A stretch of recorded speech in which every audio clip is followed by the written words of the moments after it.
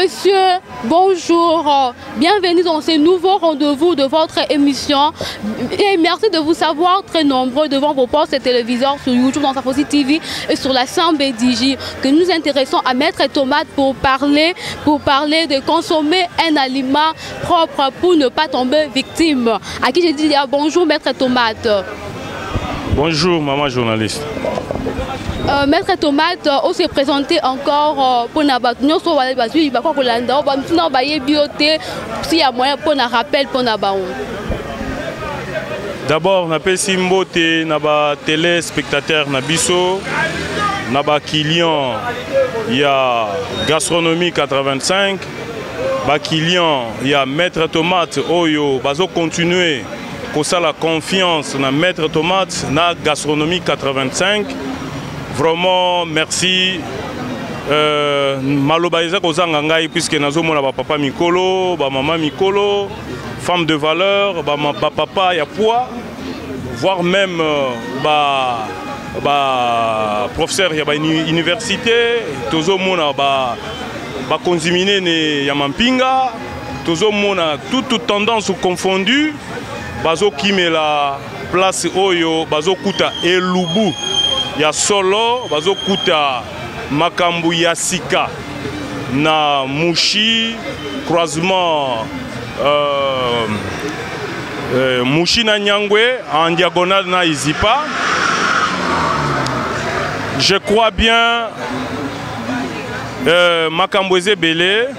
Alors Toto Mbelibino, encore une fois de plus, bienvenue et pas inabiso, puisque 10 jours au jour, Tozo Kende quoi améliorer Moussala. Pour votre information, Tozo Kende Banda 6h, 6h ya lobby, Moussalezo Koba.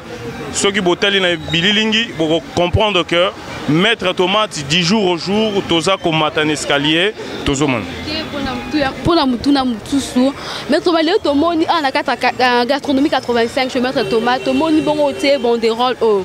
Utilité à banderole o, ils ont expliqué biso potoyeba, potomoni banderole et la kisini.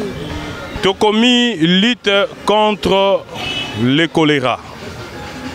Je crois Moutounion Sonakishasa a ébiqué pour le moment, ils ont une maladie moko, il y a main sale, c'est-à-dire ils ont fait ça, vomissement, on a diarrhée, dans quelques temps, Moutoua Koufi. Ils ont kouta na bilialia. Tous ont informé na bakilian, tous ont informé na population quinoise que Maître Tomate azali ko lutter contre le choléra, c'est-à-dire nous sommes salé la bakilian na biso ezali propre. Et soukwami na mayamoto, biso moko toza propre, biso tozo lambela eza propre. Yo papa yo maman oyo ozali ko se respecter, olingi bonne santé. Ezala na 2h du matin, ezala 3h, ezala 4h, ezala l'air nyonso kolinga. Mata malembe malembe na mushi, okolia elubu e kokina yo. Talaka yo, na valeur ba pesaka yo, na poids ba pesaka yo, mais ozakolia biloko oyezo kokana yo te ezana rapporté na santé na yo. C'est pourquoi tout le bi et pas Maître Tomate, toza na kati ya qualité contre choléra, c'est-à-dire nous sommes propres plus que la propreté même. Ok, Maître Tomate, Moutou Msezali, pourquoi service 24 heures sur 24 heures on a kati ya Gastronomie 85? Yebisa biso eza pona kaka lundi ti samedi to te bon pour bank sabatu dipon expliquez dans biso bien. Bino dipon, il faut changer. Alors ndenge zawana eza ndenge na biso to mesana kolambela batu biloko propre, to mesana kozala propre. Musala nyonso eza propre, okokuta place wana. Tout le monde est propre. Na évité choléra et cocotte la maman journaliste.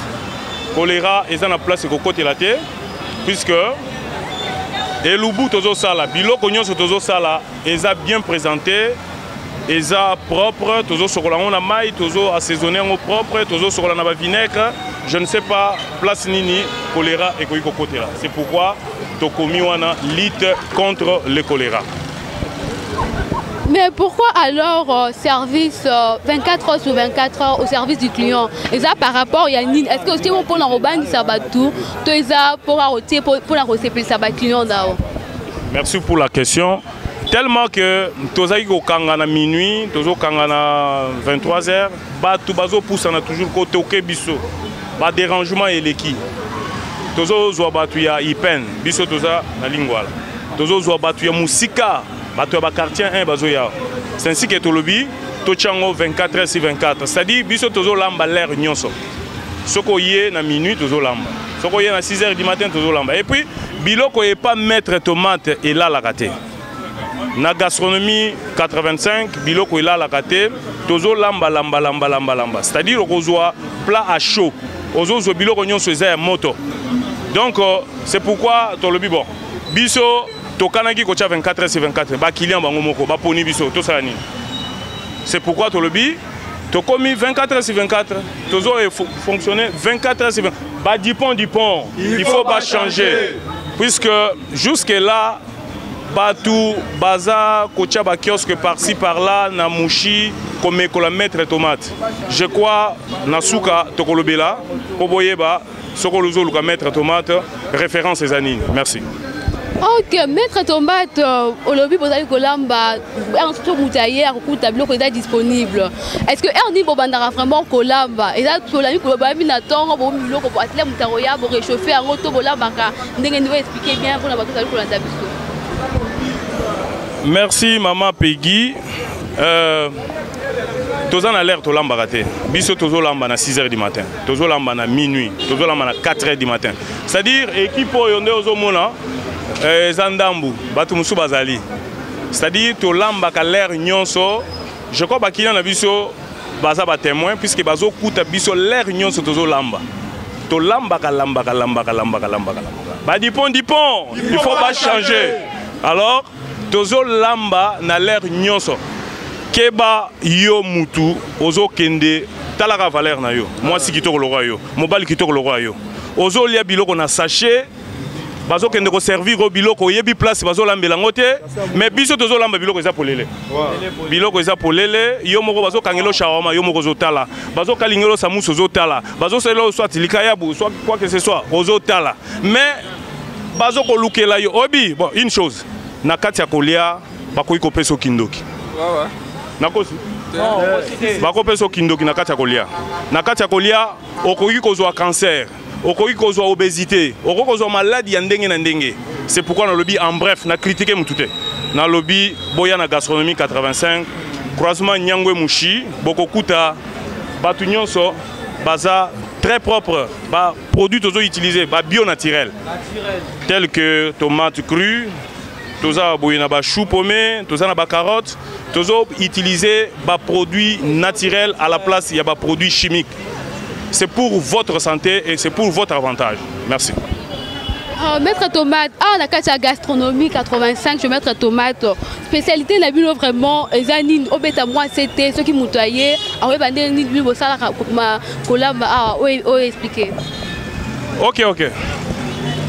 Biso gastronomie 85, spécialité na biso ezali ba bio naturel. Je crois bozo mona aboye to itisaka produits chimiques té mingi tozongi na bukoko. Maladie comme belé, ba obésité, ba tension, ba eza à partir ya bilialia. Biso tozongi tozo salela ba produits naturels. Tozana ba tomate crue. Biloko tozo utiliser. Eza ba chou paumé. Toza boye na ba ciboulette ou bien dembi, matungulu. C'est tout ce que nous utilisons. Ceux qui ont un problème, par exemple, il y a bachelo sel de table, tout ça biloko sel de table était. Sel yomoko mutoko senga, s'il faut ajouter huile yomoko mutoko senga. Alors, spécialité na biso eza d'abord ba bio naturel et puis nous sommes propres plus que la propreté. Ok, maître tomate, fidèle, bateau pour qu'on a vu partout, na Samba DJP, na YouTube sur Safosi TV, Rebook na biso ya Tikotak, autre la régie a balancé un gros bon la cimatocozon à la platine la biso, alors volataire.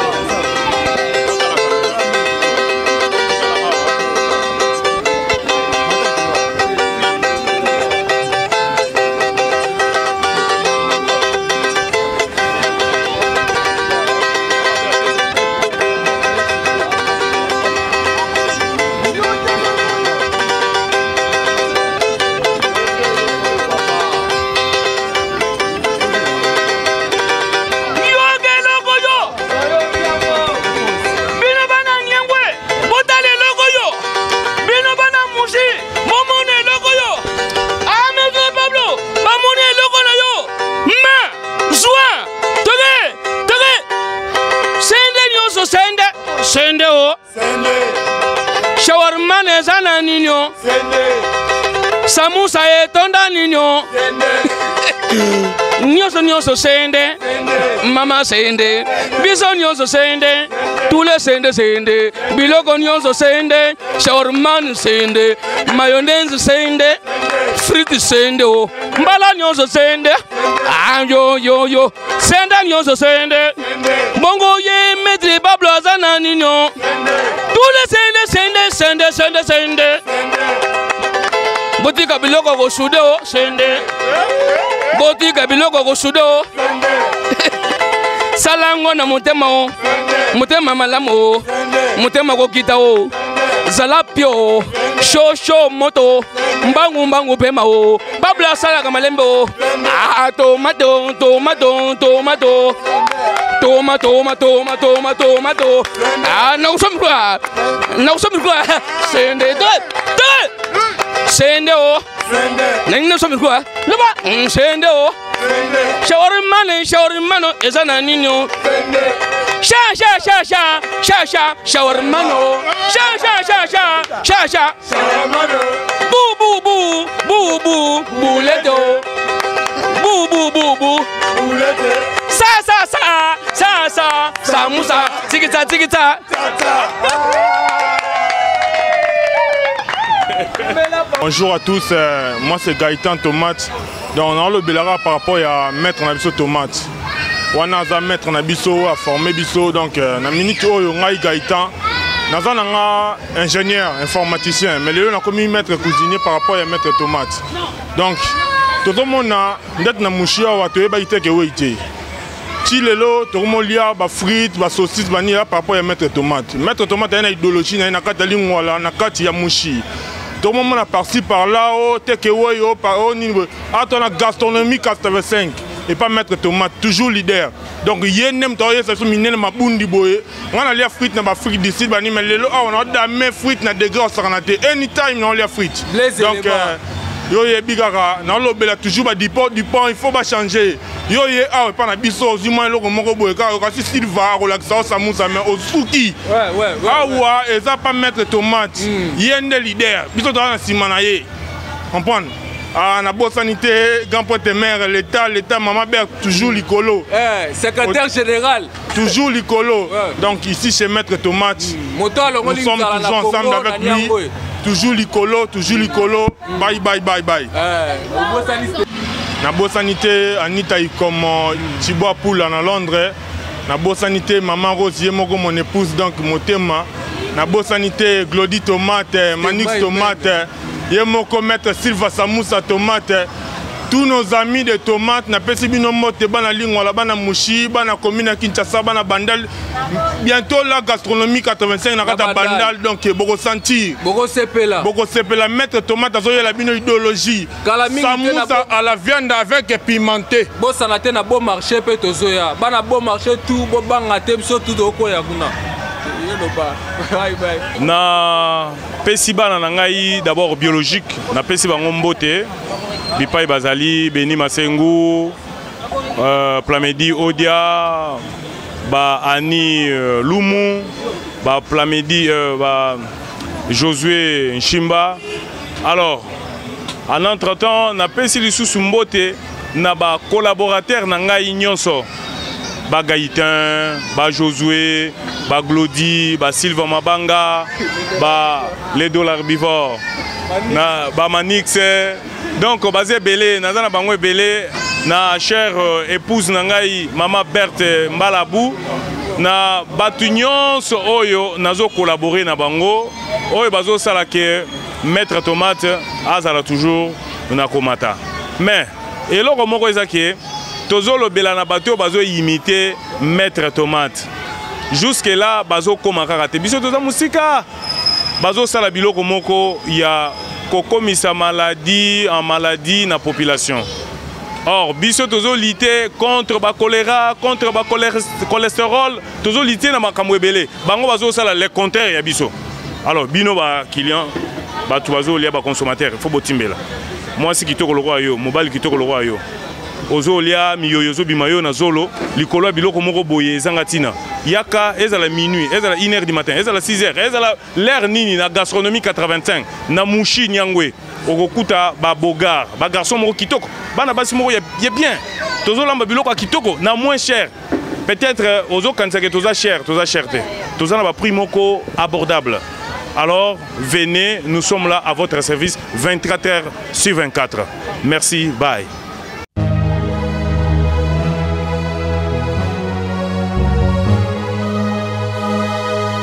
Ok, mais tomate, tomoni, on va qui si ma musicien awa, donc vous avez été sur nous créer équipe, on musicien, on expliquer dans votre tomoni, on présenter Moutasika, on a yémé ce CND, à la Katia gastronomie 85. Oyo, comme nae, les amanouakou, azo faire partie de nos travailleurs, il y a gastronomie 85. Donc c'est-à-dire à ça la rapé, mais en entre-temps à Zandouliste. C'est pourquoi pour l'occasion où Yotobengi peut jouer à l'accès de quoi il est capable. Mais comment exemple on va mieux rendre notre témoin va qui si on est innocent on va pas de l'eau va client tout est dans des non, maître Tomate aza chrétien, maître Tomate aza moi en Zambé. Aza kaka artiste azo beta na ndenge na ye. Vous comprenez? Azo beta na ndenge na ye, o isa style na ye pe ya ye moko. Alors ils a qui cité et leur moroté. Bon beta maboko on a papa Tomate. On a comme le col il faut autant mettre tomate. Grande joie à nous de vous avoir proposé cette émission Téléboutique. Merci à l'équipe technique de la CMBDJ pour la réalisation, ainsi que sans oublier la grande équipe de Safosi TV pour cette réalisation de cette émission. Merci beaucoup à vous qui nous ont suivis partout dans le monde sur YouTube, Safosi TV et sur la CMBDJ. Merci à Maître Tomate pour cette émission Otolobeli. Lia Bilo pour malade pour la coco et Lika Mate. Merci vraiment Nabino Folanda Kibiso. Tokomi na suka émission Nabiso. Bye, à la prochaine. Kanekia Coiffure et Esthétique qui est spécialisée en prise en charge de mariés, pose-tissage, pose-ongles, habillage de mariés et autres. Madame Rukia Moussa est toujours malade. Kanekia Coiffure, ils ont mis bon à Zimbali Flowers à Kinshasa. Et vraiment qu'on bouger salon de coiffure. Madame Rukia Amani, Bambote Yaming, Madame Ruki Motenao. Voulez-vous avoir un beau teint sans tache, sans bouton, et je vous invite alors à utiliser Beauty Vintage qui donne un beau teint. Merci Madame Ingrid Aurel Meryl pour sa gamme de produits Beauty Vintage qui donne un beau teint à toutes les personnes qui l'utilisent. Bien sûr, on va utiliser Beauty et on va partout dans le monde. Merci à vous Madame depuis Bénin. Merci beaucoup à YD Beauté Révélée qui est spécialisée en maquillage professionnel, pose ongles, coiffure, esthétique, confection perruque et autres. Merci à la patronne, la grande dame, Madame Mekel Baridol depuis Cameroun. Babing dédicace à toi Madame. La femme excellente, Dina Mouboua, depuis Canada. Dina Mouboua, merci beaucoup à toi, madame, pour la Dina, ligne de gamme de beauté, Make in Congo, pour sa qualité supérieure. Merci beaucoup, madame Dina Mouboua, depuis Canada. Bing dédicace à vous, madame. Pourquoi pas à celui qu'on appelle Patrick Mouboua. On a Kinshasa, Patrick Mouboua, Stracote, Bambota trop, monsieur Patrick, Anouka toujours, Moussala Malam pour la formation. Pour celle qui tâtait le capi depuis Brazzaville, bing dédicace à toi aussi, et à ma maman chérie, ma maman de love, Chantal à boire depuis la Belgique, Bambote à trop, Nayo maman, et puis aussi à ma soeur adorée, Katia depuis Belgique, Bambote Ming Téléboutique à Bossani Yoté. Ma grande sœur d'amour depuis Angola, kuna na Luanda, Joël Kanik, Mbote Ming na yo kuna, et puis à Brice Masolola toujours kuna na Luanda na Angola, Mbote Ming na bino kuna bisika bozwami to bosani binote. Ti Nadège Djangana, moi si à papa Scott Djangana kuna na Afrique du Sud, Mbote Ming na yo kuna télé boutique à bosani yote, nias na obegi à Maria, à penser toujours une émission pour la copine sur la big dédicace. Ça coiffure la professionnelle toujours Moussala au top, Madame Vanessa Longo nya maman pour na Vanessa coiffure et kangi nango masolo ana Kinshasa na Italie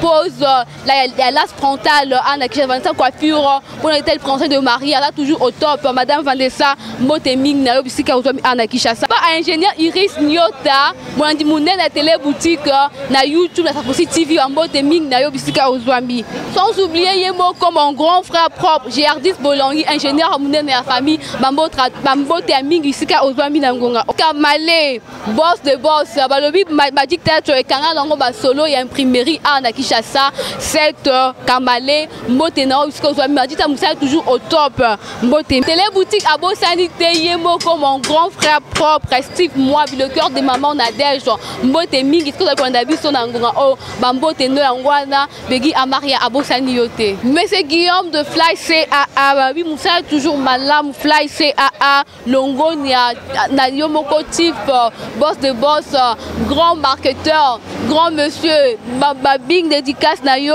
Monsieur Guillaume ya Fly CAA Mbote à trop est-ce que vous avez vu son angonga oh tobo sanité Yemoko Moustapha Matit Mboula grand cadre ya OCC les directeurs respect à toi Mbote no yango télé boutique à Pesio Mbote mingi na Bonaventure Yolombo yo boss de boss depuis États-Unis mon babing dédicace na est-ce que ozwami ya yo Mbote yangwana boss de boss Bonaventure Yolombo yo est-ce que ozwami na États-Unis kuna Mbote no ya trop yango Yannick Sacré Bolongo, grand frère parmi les grands, toujours kuna na mboka États-Unis Mbote ya trop to bosani yote. Maman Fifi Mvula, moi si ya Olivier Kankou, Mbote mingi kuna na mboka États-Unis Mbote ya trop parce que olela no Safosi TV pe na émission nango e kanga nango maso na Italie net.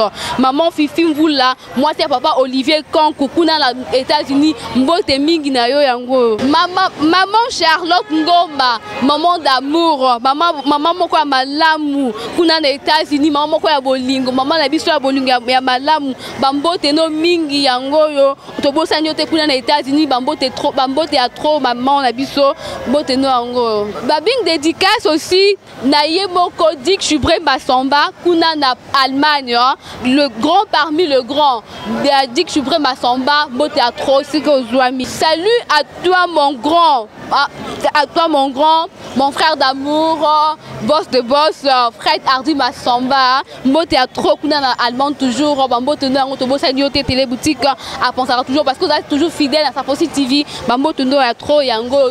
Fred Hardy Massamba 100% bio, Papi Masita Bing Boss toujours kuna na Allemagne 100% bio, Papi Masita Bing Boss, Babi respect à toi le Bing Boss, Papi 100% bio, Papi Masita motema mamito ya madame mamito kuna toujours na Allemagne Mbote ya mingi yango to bosani binote parce que bolela bino Safosi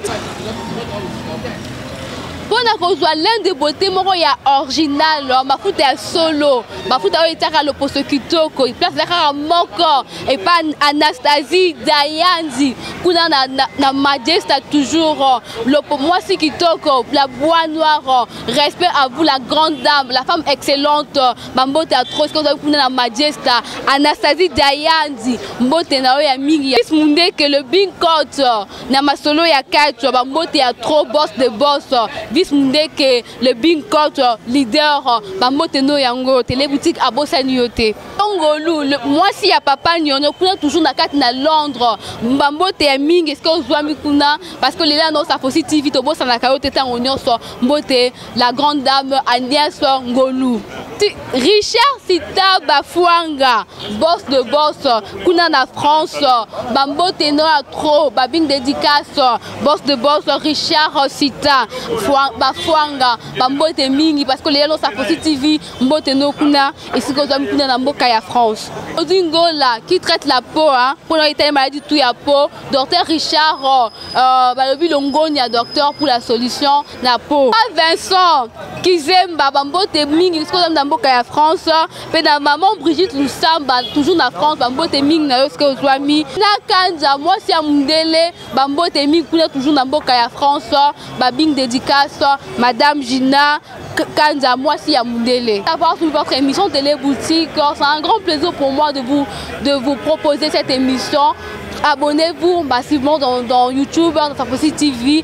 On se retrouve à la prochaine pour un nouveau numéro. Au revoir.